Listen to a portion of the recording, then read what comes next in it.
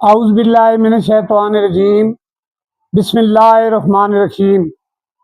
میں جوید تنولی، اونر اتفاق property advisor, town شپ road, ناڑیاں Abbott آباد۔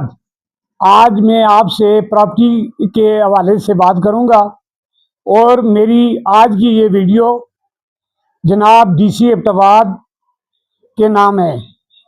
سب سے پہلے میں جائیداد کی رجسٹریشن اور ڈی سی ریٹ کے تنازع ٹیکس کی وصولی کے نظام جو کہ سخت متاثر ہو رہا ہے اس پہ بات کروں گا۔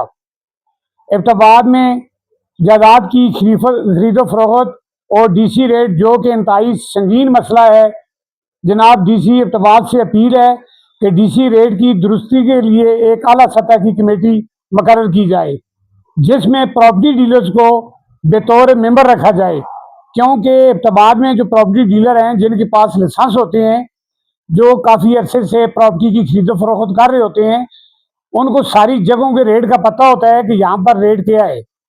تو اس لیے پراپرٹی ڈیلرز کو جو اچھے نیک نام لوگ ہیں ان کو اس میں ممبر رکھا جائے تاکہ جگہوں کے ریٹ کا تعین انصاف سے ہو سکے۔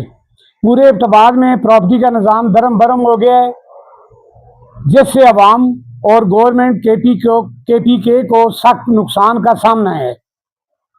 میں آپ کو اس کی ایک مثال دیتا ہوں۔ میرا میرپور، جو کہ پہلے میرپور 1 اور میرپور 2 تھا، ابھی ہول انہوں نے میرپور کر دیا ہے، اور اس کا سرکاری ریٹ جس پہ ہم فیسیں دیتے ہیں، ایف آر دیتے ہیں، 236C یا 236K دیتے ہیں، یہ سیکشنیں ہیں دونوں، تو اس کا ریٹ 18,01,000 روپیہ پر مرلہ کر دیا ہے، جبکہ گراؤنڈ پوزیشن یہ ہے کہ میرا میرپور میں 4 لاکھ روپے سے لے کر 7 لاکھ روپے فی مرلہ جگہ کی خرید و فروخت ہو رہی ہے۔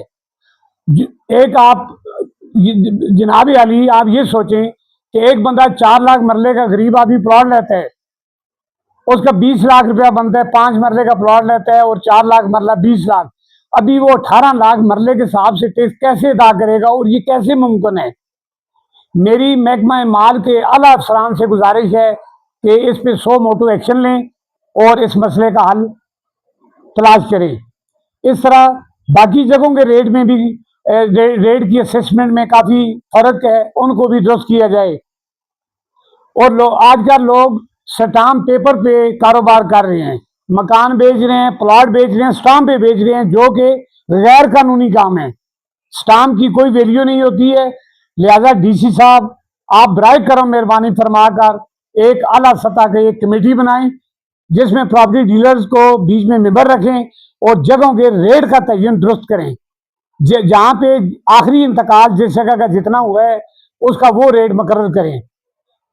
مجھے امید ہے کہ جناب ڈی سی صاحب جو کہ بڑے دبنگ افیسر ہیں ایبٹ آباد میں، انہوں نے کافی کام سیدھے کیے ہیں اس مسئلے کو بھی، کیونکہ اس مسئلے پہ ہزاروں لوگوں کا روزگار لگا ہوا ہے۔ اس مسئلے کا حل بھی تلاش کریں گے۔ اللہ آپ کو اپنے حفظ و امان میں رکھے۔ السلام علیکم ورحمۃ اللہ وبرکاتہ۔